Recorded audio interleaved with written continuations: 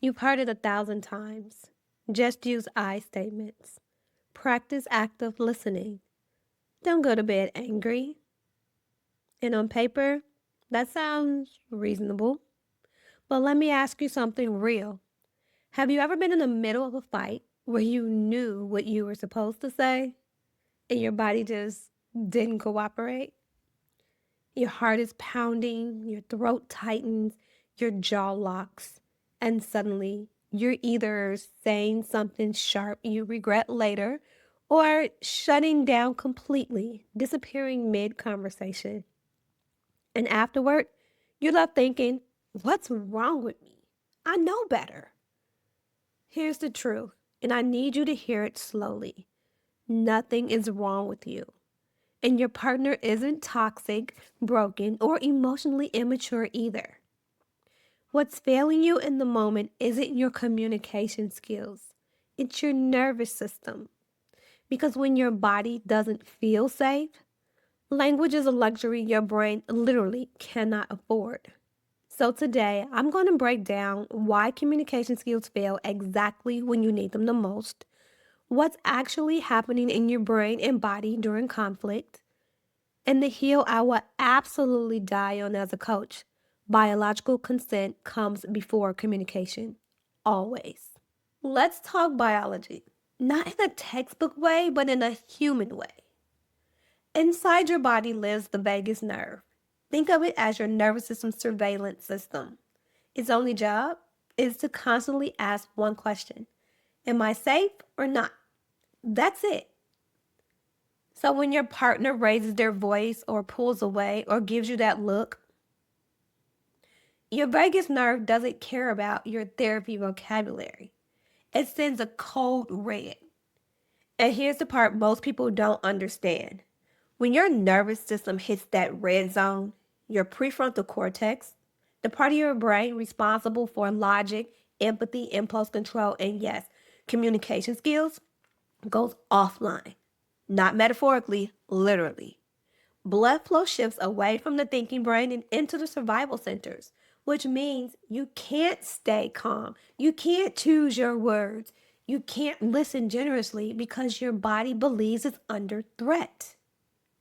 So when we say things like, why can't you just talk about it? What we're really asking is, why can't you override your biology? And the answer is, because that's not how humans work. This is where I introduce a concept that changes everything: biological consent. Here's what it means. If your nervous system is dysregulated, you cannot consent to a productive conversation. You might physically be present, you might be nodding, you might even be speaking, but biologically, you're in a war zone. And when we force conversations in that state, we push, pursue, explain, demand clarity. We're not communicating. We're escalating threats. And this is why talking it out often makes things worse. You're trying to reason with a brain that is running survival software. And that's not a character flaw. That's physiology. So here's the rule I teach. We regulate first, then we communicate. Always. I don't want this to stay theoretical. I want you to feel the shift right now. So let's do a simple practice I teach my clients when they realize, oh, I've lost biological consent. I call this the vagal resource tap. Step 1, acknowledge. Just notice where the storm lives in your body. In your jaw, in your chest, in your stomach. No fixing, no judging. Just say quietly, I feel the heat. That naming alone starts to reduce the threat.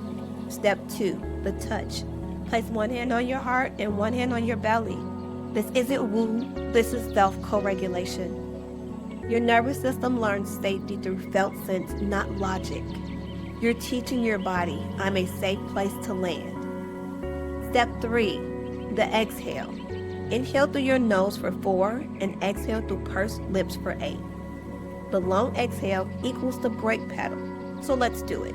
First, I want you to hold your lips as if you are drinking through a straw, and I want you to blow out. Good. Now we're going to inhale through the nose and blow out through the mouth. just like that. Okay. Inhale for 4, 2, 3, 4. Exhale, 2, 3, 4, 5, 6, 7, 8. Again, inhale. Exhale.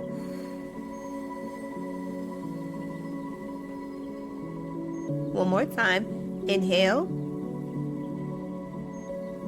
Exhale.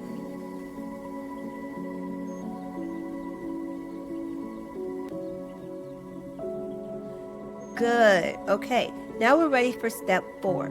Step 4, the gaze. Now, let your eyes gently move around the room. Find 3 blue things. This is called orienting. It tells your brain, I am here, I am now, I am not under attack. Do you feel that? That drop in your shoulders? That slight softening? That's not imagination. That's you regaining biological consent. You just move from survival towards sanctuary. This is where I see people get stuck. For the solo cycle breakers, you know better, you've read the books, you've done the work, and yet you keep attracting emotionally unavailable partners. Not because you're broken, but because an unregulated nervous system will seek what's familiar, even if it's a familiar chaos. To a nervous system shaped by unpredictability, calm can feel unsafe. So you're not choosing the wrong people. Your body is choosing what it knows how to survive. For couples in that death spiral, one pursues, one withdraws. You call it nagging, stonewalling, avoidance. I call it 2 nervous systems desperately trying to find safety. No villains, no bad guys, just biology looking for a home. This is why I teach the inner sanctuary framework. We stop obsessing over what's being said and start focusing on whether the body is safe enough to say anything at all. The foundation is what I call the anatomy of safety. Because when you map your own nervous system, your triggers, your cues, your regulation anchors, you realize something powerful. Your calm is your greatest relational asset. One regulated nervous system can settle another. That's interpersonal resonance. That's how connection actually heals. Not through talking longer, but through feeling safer together. If you're watching this thinking, Erica, I think I live in the red zone, I don't want you guessing anymore. You cannot heal what you haven't mapped.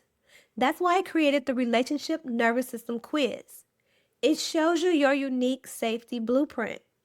Whether you're a protector, a seeker, or a bunker, this is the first step in my Break the Pattern framework. Click the link in the description or bio, find your pattern, understand your biology, and finally, start healing your heart without blaming yourself. I'm Erica Carter Folk, and room by room, breath by breath, let's build your sanctuary.